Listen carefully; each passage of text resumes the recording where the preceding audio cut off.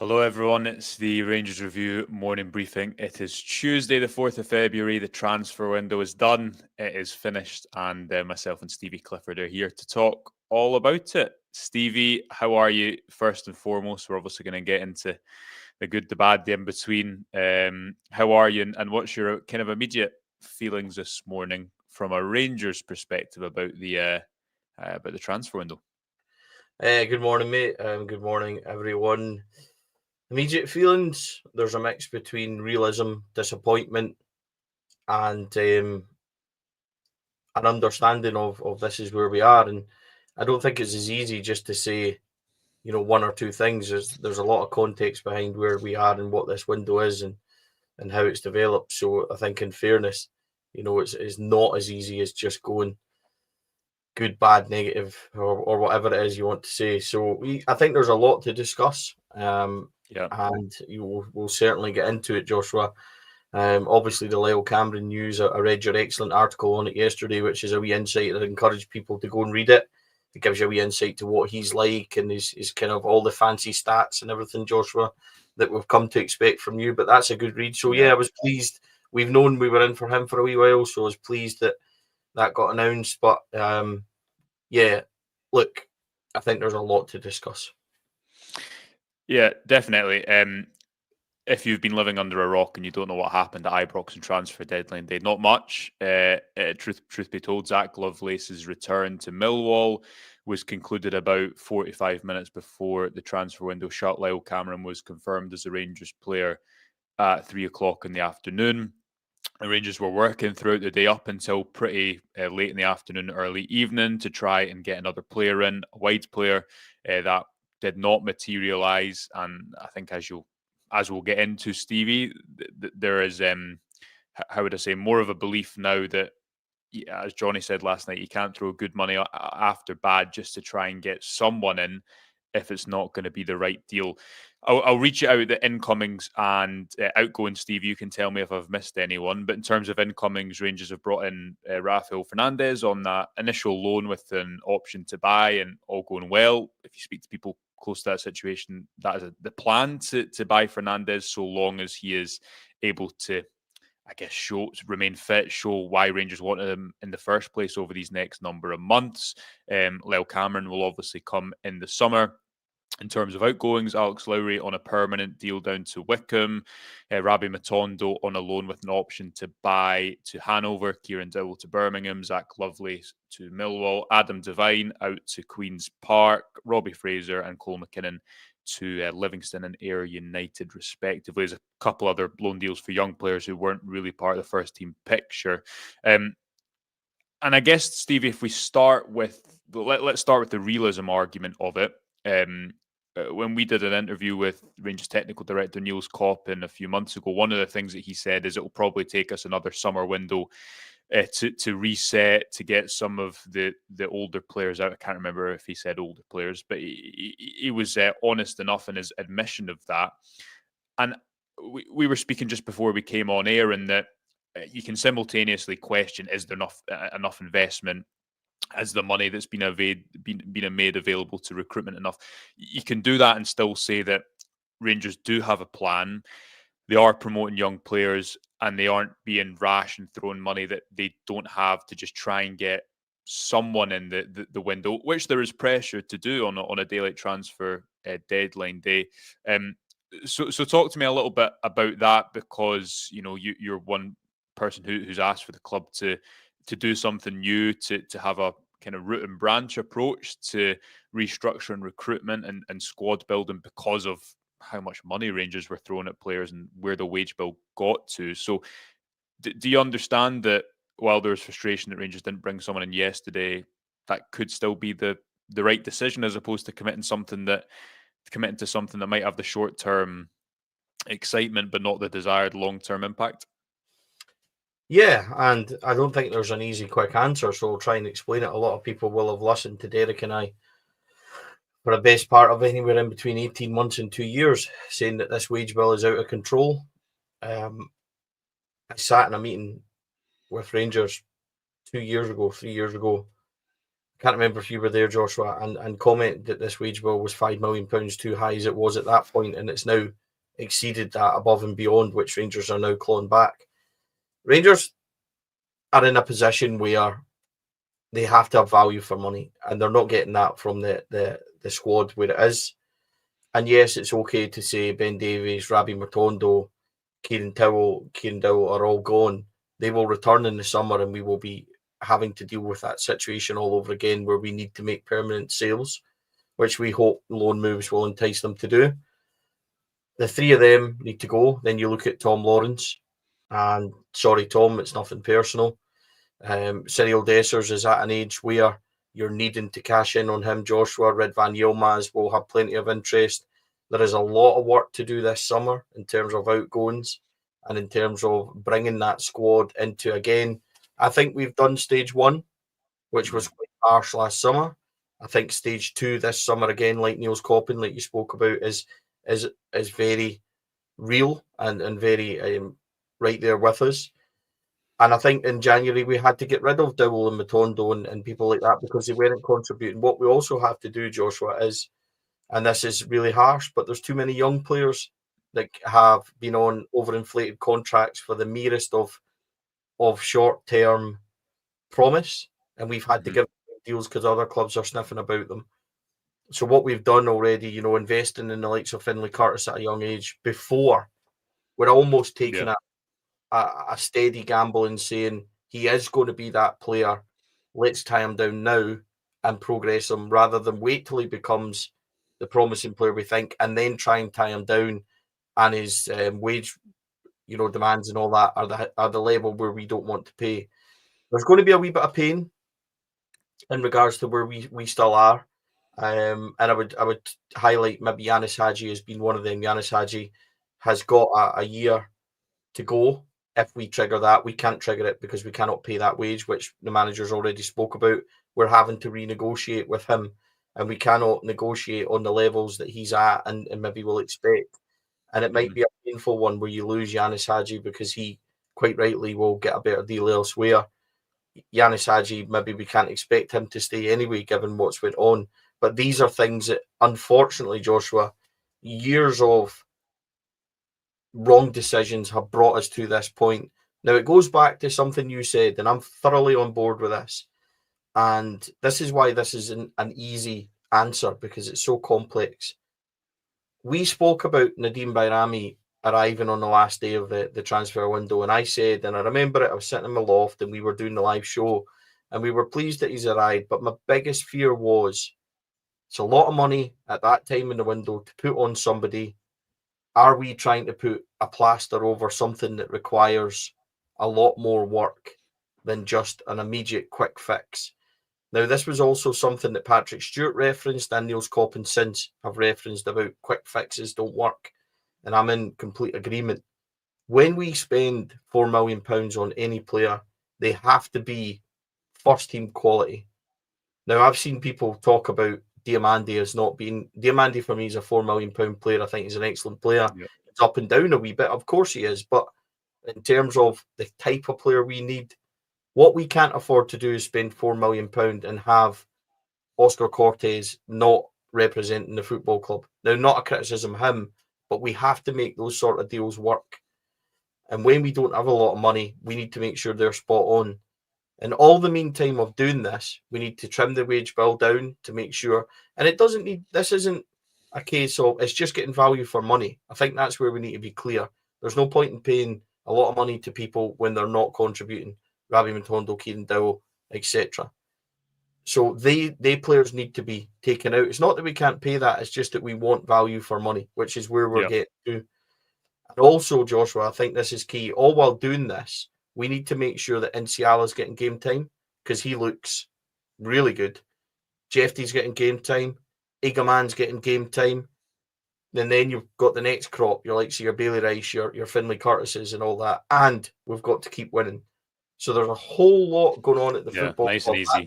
Yeah, of course it is. Yeah. But it's not just as easy as saying it's a good window or a bad window, because we asked for a restructure. We asked for, Rangers to come up with a game plan Well, they have a game plan and they have a solution. This is where it will be invested. Rafael Fernandez coming in will get game time. They will, hopefully, like you say, Casemiro, that type of signing will come in, will make those kind of targets. So I think that there needs to be an acceptance and a realism of where we are because of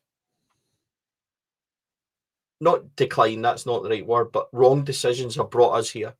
So it's like what Johnny said. There's no point in just throwing money at that, trying to fix it. You either come up with a strategy and come up with a game plan and see that through, which I think they're doing, or you try and fix it by putting a plaster on something that needs a band-aid and everything else, and it doesn't work because history's shown us that.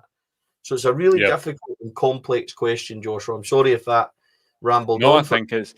I just don't think it's as easy as saying yes or no. Yeah, no, I agree. And some of the comments we'll get to, I think, are in agreement with that. And also we need to wait and see what the next few months hold, because if in a few months' time Rice has had a really good few months and Ciala has continued his development, there's more money saved up for the summer. Then I think you look back on this window, much like in Ciala, we made this point yesterday.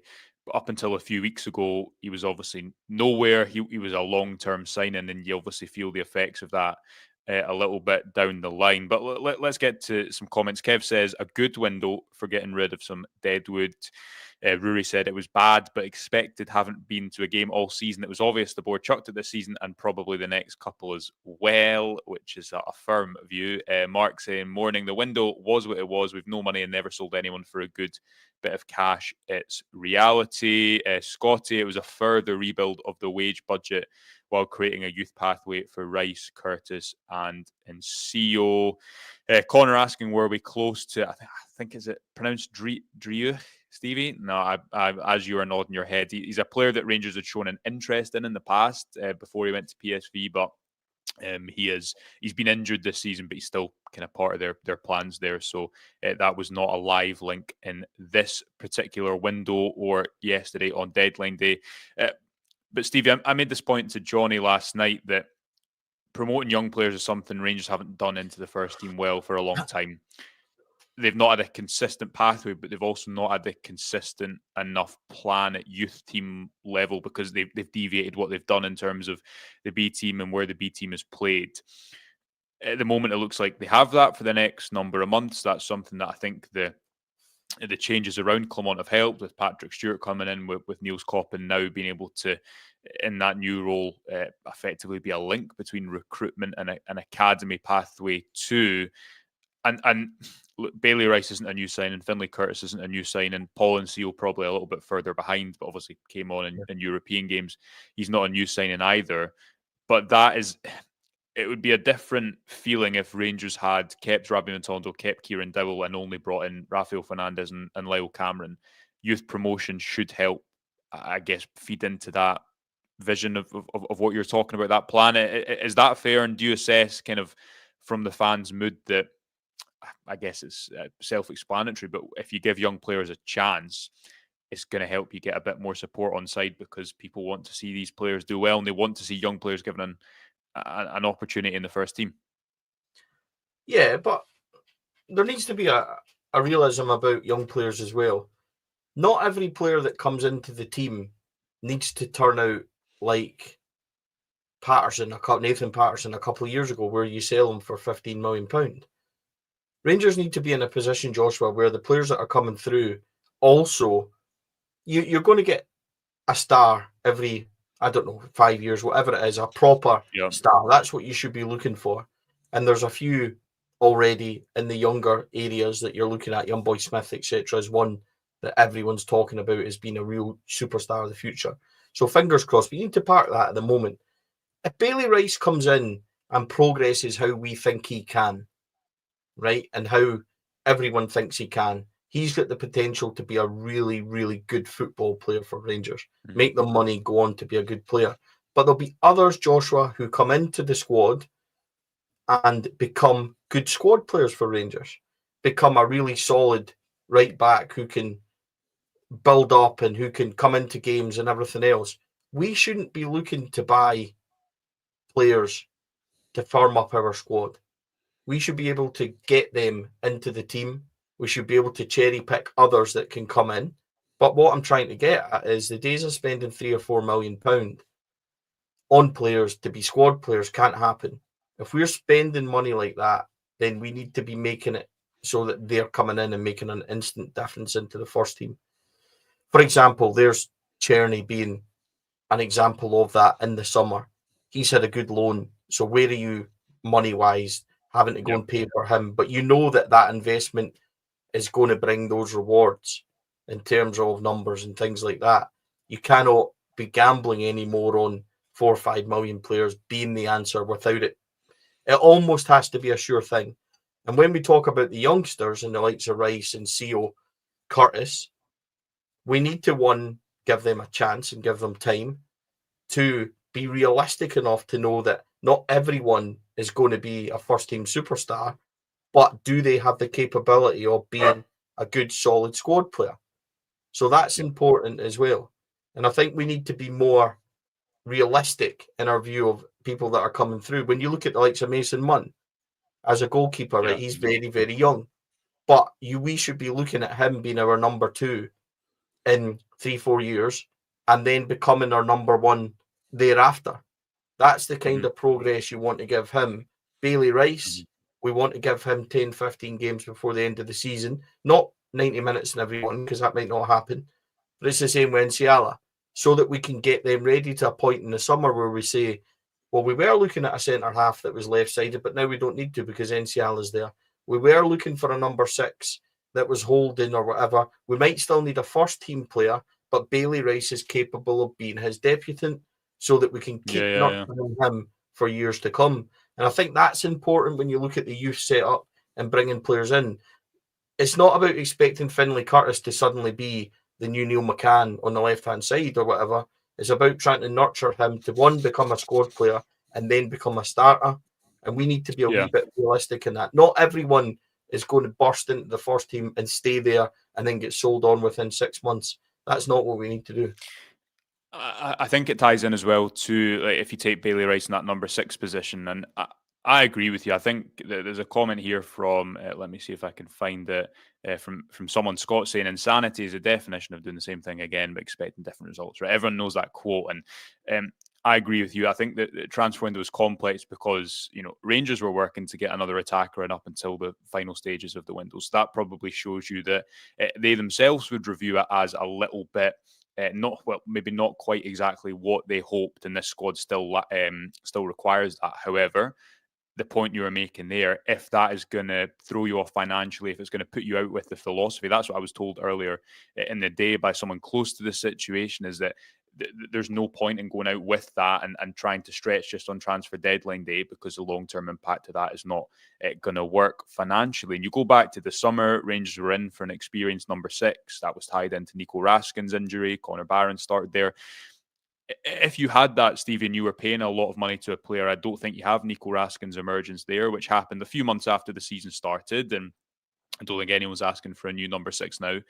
And you also, I think, stagnate the pathway of Bailey Rice and potentially Connor Barron too. So it definitely is a balance to find that. But I want to ask you about a player that a lot of people are asking about in the comment section, which is Václav Černý, Stevie. And in terms of the price that Rangers would have to pay for him in the summer, it's not helped by the fact that he's still under contract for, I think, 2 more years at Wolfsburg this summer. He's 27 years old. He also has 20 goals and assists by January. So it is a guarantee, I think, of threat in the final third. But I presume you'd like him to stay for the right price, but probably very similarly to Abdallah Sima, the fact that he's going back to a club who have the potential to start a bidding war for him, as opposed to him being in the final year of his contract, it's going to be a difficult one to keep him at Ibrox, isn't it? Yeah, it is. It is, unfortunately. And here's where it becomes even more problematic for Rangers, because ideally for us, what we want in the remaining 3-4 months of this season is that Nsiala, Jefty, and in particular Eagleman keep rising the way we hope they are. They keep the trajectory so that Eagleman becomes your number 1 selling asset. With that becomes problems, because say you do get the big money we're really hoping for Hamza Eagleman. And yes, I think we all know we would like him to stay, but in reality, if that big money comes, then having to deal with somebody like Wolfsburg to try and get Czerny becomes even more difficult because they'll go, no, hold on, he is a £6 million player. And we can't suddenly go, well, we don't have any money for him. We can do 3 million or whatever, which is where we currently are at this moment in time. If that big money comes from others, it becomes problematic for Rangers immediately because clubs will say, well, you do have that money. So Czerny's a really difficult one. Would I like to see him stay? 100%. Absolutely no brainer. Does he have a good game all the time, Joshua? No. But he's got a weird thing where even, and this is why I think he's a really good player, is because even when he's not playing well, he's a constant threat. He's always capable of grabbing a goal. Yeah. And his range of goals is really interesting because not everyone is an outside the box. Not everyone's cutting in the left. He scores tap-ins. He scores ones where he's on the penalty spot, as you've seen in the European game last week. Cutbacks, things like that. He's got a range of different finishes. He's okay with his right foot. You know, it's not just a standing foot for him. And I think he's got all round. Is he a bit lazy at times? Does he track back all the time? No, he doesn't. Right. But I think actually his performances have helped Tav in the last few months because I think Tav's kind of got back to not where he is or not where he was, but a reasonable performance level where there's not been too much criticism of James Tavernier recently because I think he's been okay. So he's definitely one you would keep. But as you said, when you go back to Wolfsburg, who will look at it, you know, potentially he could be at 30 goals and assists for the number by the time the summer comes, and they're going to go, hold on, this is a top player for us, you know, and it likewise at that age, it's a lot of money to be spending on somebody. Yeah. So it might be a painful one. It might be another. If you look at the guys we've had on loan the last few years, when you look at Sima, Tillman, you know, Czerny potentially, we've had some really good players here on loan. So it's going to be difficult. But see if we go back, Joshua, if I can just say something as well. Please. If we go back to everything I've discussed, a lot of that is okay with me on the basis that Rangers, Niels Coppin and everything have got a really strong summer in mind in terms of they should be looking right now who's available in Bosman market. Lyle Cameron, good. That's fine. Good young Scottish talent. We always said we're going to do that. He's one that we had kind of spoken about. Makes sense. Okay, good. Where else are we looking at? If the left back position, Jeffy, Yilmaz, I think needs to be sold in terms of his availability and everything else. If you're looking at that, where are we looking at in the market? Striking wise, you might lose Hamza. You're going to lose Cyril. Danilo, can we count on him, etc.? You need to start forward planning for all these positions, especially in the Bosman markets. Who can we pick up there? We should be thoroughly having a plan in place for that right now. And I don't want the summer to suddenly sneak up on us and we go, you know, that took us by surprise. No, this needs to be, we should be 2 steps ahead. And if we're talking about a proper structure and wage reset and revamp and everything else, I'm on board with that.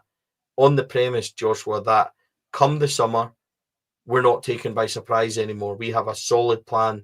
We know who's coming, we know who's going, and we have a structure in mind and in place to go and implement that. Because days of massive turnovers and gambles and all that need to stop. We need to be 2 steps ahead every time. And now that you've done the hard yards, so to speak, and yes, there's still half a dozen that need to go out the door permanently, we need to be, the next stage of it is ensuring that those guys coming in are pre-planned and we know what we're doing. Yeah, and I agree. And obviously, this summer should give you a little bit more stability. I think one of the difficulties of last summer is you don't know who's going, how many are going, because you're trying to get a lot out the door. You can't force every single player out the door. So with each window should afford you a little bit more in the way of stability to try and forward plan. Stevie, I know you've watched a lot of the B team this season. Finlay Curtis, broken nose Chris, saying, I'm hoping Curtis gets more game time on the wings. Really need a new winger in the first team. I know you've spoken a little bit about how you see Curtis as a player, and I agree with you. Is he going to be an out-and-out starter for Rangers at the end of this season? No, but that's not the plan. The plan is for him to probably get a handful of starts. He only made his debut a couple of weeks ago, but you'd imagine that he maybe starts at the weekend against Queen's Park, or I think he should certainly get a lot of game time. Do you see him as someone? I know he scored a lot of goals in the B team. Do you see him as someone who is able to make an impact between now and the end of the season? Because I guess the fact the Rangers have put him in that first team squad suggests that they certainly believe in his talent. With the caveat, I think that you've rightly pointed out that it's not to expect the world from him in a number of weeks, because this is his first step up, not just to Rangers first team football, but men's first team football in general. And that is, I would imagine, I've never done it, I'd imagine it's quite a steep learning curve. Yeah. Well, I've certainly never done it anyway. I couldn't handle the step up between B team to A team football back in high school, never mind anything else. Yeah. So, look, I think Finlay Curtis, a lot of people have asked me what type of player he is. There'll be people that know a lot more than me. Rangers Youth updates and stuff on X is a great site. Willie will give you a really good update on what he thinks. He's at all the games. There's a lot of boys at these games, but I'll tell you my take on Finlay Curtis. He's not a Chris Burke type player where he's tricky and he's full of skill. He's more a direct, old-fashioned inside forward. He's a bit like Czerny in that way, where instead of going down the line with tricks, his thinking is, I'm going to get in on goal. To give you a kind of similarity in player style, he's a bit more like Lovenkrands used to be on the wing than Neil McCann, who was full of tricks getting to the byline. Lovenkrands was a lot more direct. Now, I'm not saying they're anywhere near the skill level of these boys. I'm trying to give you a kind of similarity in style. Example, yeah. That's the word. So with that, you've seen him. He came on, and he had 3 shots at goal when he came on in the short time he was on. That is what Finlay Curtis is like. He will take his opportunity to try and get goals. He's very direct. He's very forward thinking in terms of that. Against Stenhousemuir and in the SPFL Trust Trophy, he played as a 9 and used his pace. And one of the goals that he scored was a through ball, and he was back to goal, and he fronted up the defender, and he let it go through his legs, and it evaded the defender. And by the time the defender knew what he was doing, he was rounding away in on goal and scoring. So Finlay Curtis has got a real capability of playing. And this is where it becomes difficult, because if you had asked me 2 months ago if Clinton Nsiala was ready for Rangers first team, I would have said absolutely not. Yeah, he is not ready. Now, the manager alluded to this slightly in conversations with me about Clinton Nsiala. And I said to him, are you surprised at where he is between now and I think at that point it was 3 games in. And I think that may even have been Aberdeen, where he was at levels where I never thought he could hit. And I had the conversation in the article, Joshua, on Rangers Review about how to judge when a B team player is actually ready, because you've looked at some of them and thought they're not. Finlay Curtis has got 60 goal involvements, I think, in 2 or 3 years at that level. Mm-hmm. You would say automatically get him in that team. Mm-hmm. But the jump, you never know how players can handle it. So Bailey Rice has come in and he looks very comfortable. Finlay Curtis, in fairness to him, has looked comfortable. But it's what development can they take next? Can they become superstars, or will they become squad players, etc.? And I suppose that's where it's exciting. I keep referencing Nsiala, Joshua, because I genuinely think that boy's got something. He looks incredibly comfortable. He looks strong. He's making good decisions. He's very good on the ball. That pass, for example, to Czerny for the first goal at the weekend was on point. Really on point, switches the play. And I would rather see him progress for 20 games and Rangers go out and have spent money on a centre-back. I want to see what this boy's capable of, because if he continues to progress, Suter and Nsiala could be your 2 starters for next season. And that's what I want to figure out. So there's pros and cons, I think, of everything. But not everyone's going to be like Nsiala. Finlay Curtis, I think, is capable of becoming a really good player for Rangers, but we need to give him a wee bit more time. An early goal and things would always help. I remember Chris Burke on his debut against Kilmarnock in a midweek game got the 5th goal, and that really helped him settle in. If you're looking for a kind of comparison, not in style, but in youth players and wingers and that coming through, it'd be nice to see Finlay Curtis get off the mark quite quickly and really kind of give himself that platform to go and progress at a steady rate. Yeah, definitely. Listen, we'll leave it there for today. Lots more content to come for you in the Rangers review right throughout the week. There might not be many games in February. Well, there's still enough, but compared to Rangers playing every It's 20 quite seconds, nice doesn't though, it isn't feel? it? It is nice. Stevie, I will agree with you. It is nice because I'm looking forward to having one free midweek. But what was it? One midweek game, I think, in February, Kilmarnock away, which is a tough one. 26th. 20, something like that. It's the middle, but we've Yeah. got this week, and then the cup game at the weekend, and then we've got all next week, and then Hearts, and then Yeah. it goes into a little run of games, which is going to be difficult. But it's a chance, I think, for a couple of weeks on the training pitch, a chance Yeah. for people to get over knocks and things, hopefully get back, and then we can, I think, not regroup as such, but recharge and get ready to Yeah. have a good go. I think all we're looking for now at the end of the season is a real run of consistency. Games like Dundee United away have to become the normality, Joshua. So that's what I'm Yeah. looking for, and I'm looking for progression from the squad that's there. Yeah. So it's but it's more exciting for me to watch Insiala, Igaman, etc. try and progress Yeah. and try and Agreed. make those players than anything else. So it's an interesting one. Yeah, for sure. We shall see. Make sure to keep up to date with the Rangers review to hear from Stevie and others on the website. Remember to subscribe if you've not done so already for all the best Rangers coverage every day. You can subscribe for free to our YouTube channel as well. Apparently, about 40% of people who watch Stevie do not subscribe. So it'd be helpful if you could just click the subscribe button. You'll always get notified when we go live. We'll be back right throughout the rest of the week to bring you all your latest Rangers news. But until then, thank you for joining us. Thanks for watching, and we'll speak to you soon. Bye for now.